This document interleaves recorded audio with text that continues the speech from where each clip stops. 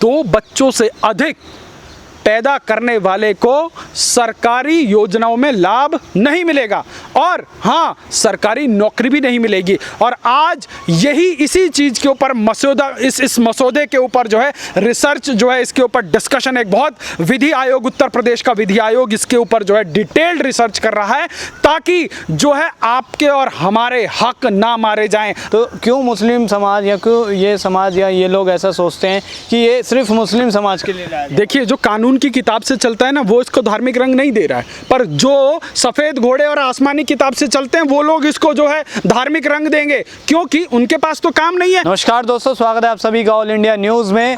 इस वक्त हमारे साथ वेद शर्मा जी हैं, पॉलिटिकल एनालिस्ट, और आज हम इनसे बात करेंगे जिस तरीके से यूपी में अब जनसंख्या नियंत्रण कानून बनाने की मांग उठ चुकी है और इस पर अब मसौदा तैयार किया जा रहा है जिस पे जल्द योगी सरकार कानून लाने वाली है। सर, योगी सरकार ने मसौदा तैयार करना शुरू कर दिया जनसंख्या नियंत्रण कानून पे। क्या लगता है कि जिस तरीके से योगी जी की छवि है हिंदुत्व वाली, उससे एक विशेष समुदाय को टारगेट किया जा रहा है? देखिए, विशेष समुदाय को टारगेट नहीं किया जा रहा है। आज देश के अंदर बदलती हुई राजनीति को समझना पड़ेगा और 2014 से पहले इस देश में डेमोग्राफी को बदलकर अपना राजनीतिक उल्लू साधकर देश को एक अंधेरे कुएं में धकेलने वाले नेताओं से सावधान होने की आवश्यकता है, क्योंकि इस देश के अंदर पूर्ववर्ती कांग्रेस की सरकारों ने 2 करोड़ से अधिक बांग्लादेशी और रोहिंग्याओं को इस देश के अंदर सभी दस्तावेज मुहैया करा के देश के कोने कोने में बसा दिया और वो 2 करोड़ लोग इतनी तेजी से फैल रहे हैं कि वो किसी भी प्रदेश के अंदर सरकार बनने और बिगड़ने में एक महत्वपूर्ण भूमिका जो है अदा करते हैं। अब आपको समझना पड़ेगा कि आज आपको कोई भी दस्तावेज बनाने के लिए आपको तमाम जो है कार्यालयों के चक्कर काटने पड़ते हैं। आप उतनी आसानी से वो दस्तावेज नहीं बना पाते, परंतु बांग्लादेश से आने वाले घुसपैठिए, म्यांमार से आने वाले जो है रोहिंग्याज, उन लोगों को बाकायदा कैंप के अंदर उनका वहाँ जाकर राशन कार्ड बना दिया जाता है, उनका आधार कार्ड बना दिया जाता है, उनको तमाम सुख सुविधाएं मुहैया करा दी जाती हैं, उनको खाने के लिए राशन से लेकर पहनने के लिए कपड़ा तक मुहैया करा दिया जाता है। उनका काम क्या है? सिर्फ सरकारी खर्चे पर बच्चे पैदा करना और वोट बैंक बढ़ाना।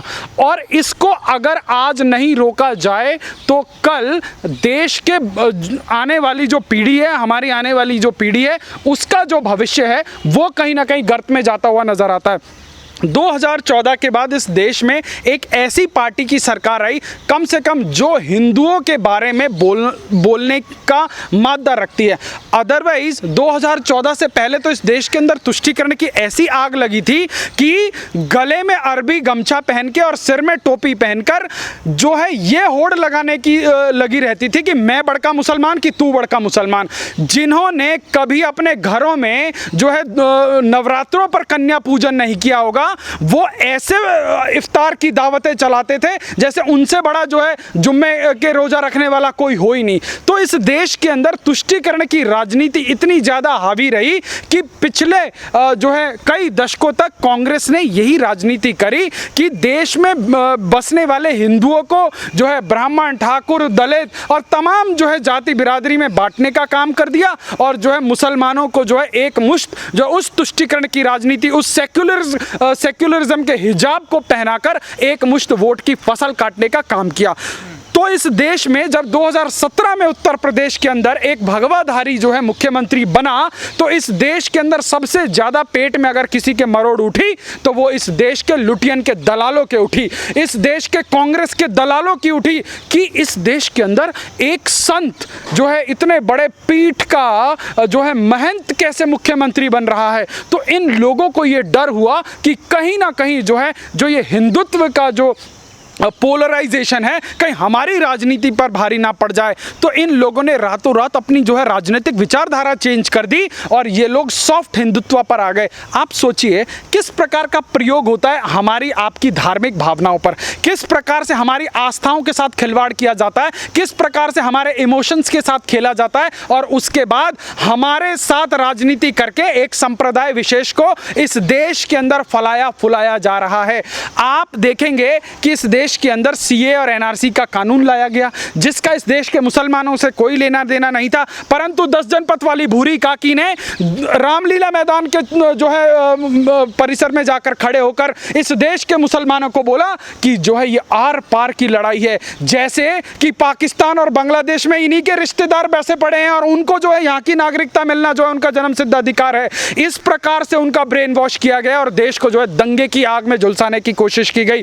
कई महीनों तक जो है शाहीन बाग में दंगा किया गया, उसके बाद जाफराबाद में आग लगा दी गई और उसके बाद उसका जो है उसका सारा का सारा बम जो है भाजपा के एक युवा नेता कपिल मिश्रा के सर पर फोड़ने की जो है कोशिश की गई।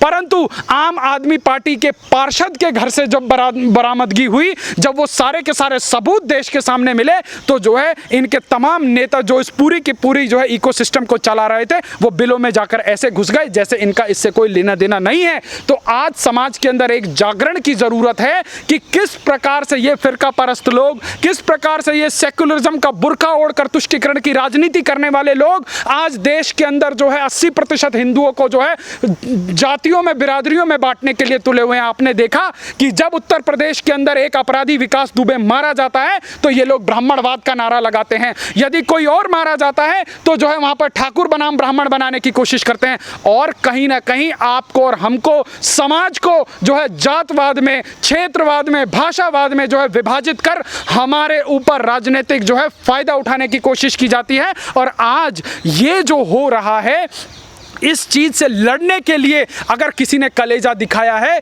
तो वो एक असम के मुख्यमंत्री ने, जिसने डंके की चोट पे बोला है कि 2 बच्चों से अधिक पैदा करने वाले को सरकारी योजनाओं में लाभ नहीं मिलेगा और हाँ, सरकारी नौकरी भी नहीं मिलेगी। और आज यही इसी चीज़ के ऊपर मसौदा, इस मसौदे के ऊपर जो है रिसर्च जो है, इसके ऊपर डिस्कशन, एक बहुत विधि आयोग, उत्तर प्रदेश का विधि आयोग इसके ऊपर जो है डिटेल्ड रिसर्च कर रहा है ताकि जो है आपके और हमारे हक ना मारे जाएं। अभी आपने बंगाल के अंदर देखा होगा, वहां पर तुष्टीकरण कितनी हावी है। ओबीसी का हक मार के मुसलमानों को जो है ओबीसी के कोटे से जो है वहां पर पुलिस डिपार्टमेंट के अंदर जो है नौकरियां दी जा रही हैं। तो इस देश के अंदर तुष्टीकरण इतनी हावी है। उन लाल टोपी वाले जो है टोटी भैया के राज में जब उत्तर प्रदेश के अंदर महाकुंभ का आयोजन किया गया था तो वो लोगों के अंग वस्त्र के रंग बताने वाला दुष्ट आजम खान, उसको जो है कुंभ का प्रभारी मंत्री बना दिया था। और ममता बानो बंगाल के अंदर जो इतने बड़े हिंदू मंदिर का जो है चलाने वाला जो ट्रस्ट होता है, उसका चेयरमैन एक मुसलमान को बनाती है। तो आप सोचिए, ये हमारे गाल के ऊपर तुष्टीकरण का थप्पड़ है। अगर हम आज नहीं जागेंगे, आज हम इन चीज़ों के खिलाफ अगर आवाज़ नहीं उठाएंगे तो ये तुष्टीकरण हमारे ऊपर ही भारी पड़ने वाला है। लेकिन वेद जी, इसको धार्मिक रंग क्यों दिया जा रहा है? कानून तो सबके लिए बराबर होगा, सबके लिए एक समान होगा, सब धर्मों को, सब समाज को मानना पड़ेगा। तो क्यों मुस्लिम समाज या क्यों ये समाज या ये लोग ऐसा सोचते हैं कि ये सिर्फ मुस्लिम समाज के लिए लाया जाए? देखिए, जो कानून की किताब से चलता है ना, वो इसको धार्मिक रंग नहीं दे रहा है, पर जो सफ़ेद घोड़े और आसमानी किताब से चलते हैं वो लोग इसको जो है धार्मिक रंग देंगे, क्योंकि उनके पास तो काम नहीं है। अरे भैया, एक बात बताओ, अभी असम में चुनाव था, बड़ा इंटरेस्टिंग, वहाँ एक बहुत बड़ा इनका नेता था, उस व्यक्ति ने क्या बयान दिया। बोला जी, मुसलमानों के घर में जो है बिजली नहीं आती है और मुसलमानों के घर में टीवी नहीं होता है, अब तो मुसलमान करे तो क्या करे। मतलब कांग्रेस की पूर्ववर्ती सरकार ने ना जो है मुसलमानों को बिजली दी, ना मुसलमानों को टीवी दिया, इसीलिए वो जो है सिर्फ बच्चे पैदा करने के अलावा कोई दूसरा काम नहीं करते। आप सोचिए, आप इस क्रोनोलॉजी को समझिए।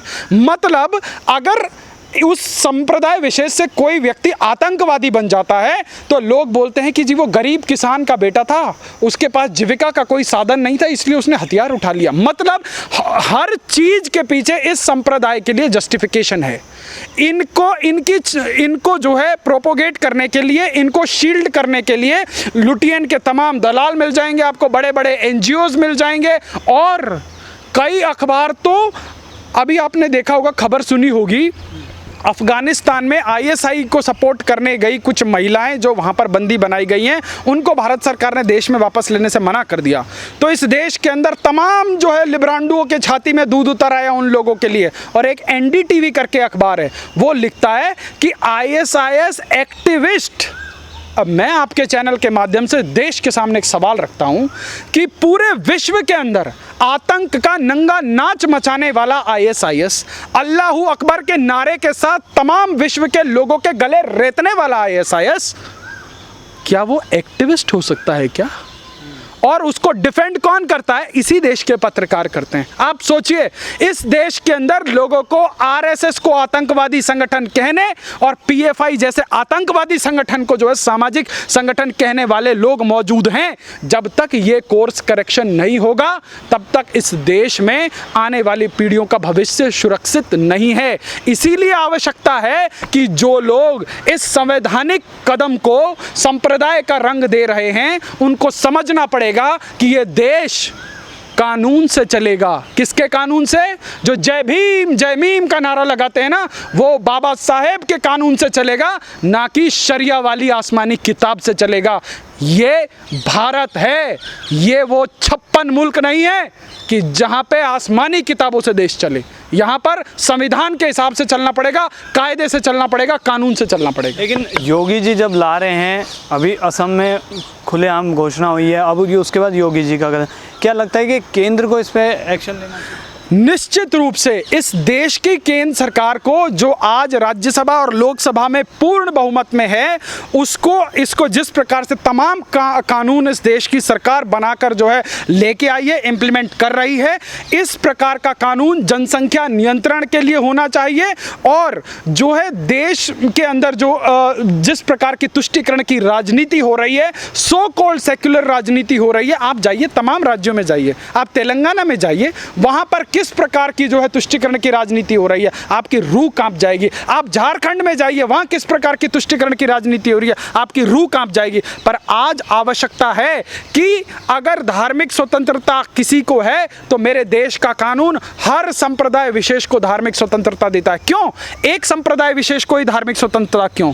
यदि मंदिरों के लिए कोई कानून लागू होता है तो वही मस्जिदों के लिए भी लागू हो, वही गिरजाघर के लिए भी लागू हो, सबके लिए लागू हो, क्योंकि कानून की नज़र में आप और हम सब बराबर हैं।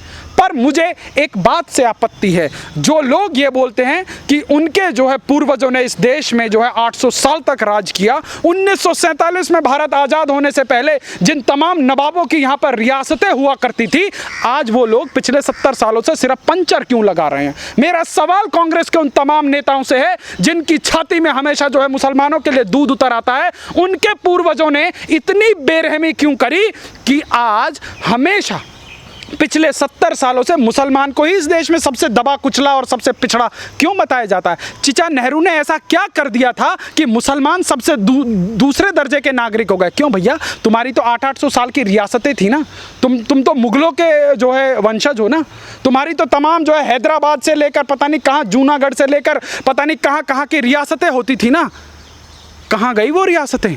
और आज कांग्रेस ने ऐसा क्या किया? मेरा आह्वान इस देश के उन तमाम मुसलमानों से है, इस देश का प्रधानमंत्री सबका साथ सबका विकास सबका विश्वास का नारा दे रहा है, इस देश का प्रधानमंत्री एक हाथ में कंप्यूटर एक हाथ में कुरान का नारा दे रहा है, परंतु जब तक आंखों से उस आसमानी किताब का चश्मा नहीं हटाओगे तुम लोग कभी आगे नहीं बढ़ पाओगे। कभी आम आदमी पार्टी के वोट बैंक रह के जाओगे, कभी कांग्रेस के वोट बैंक रह के जाओगे, और इसी प्रकार पंचर छाप की तरह गरियाए जाओगे।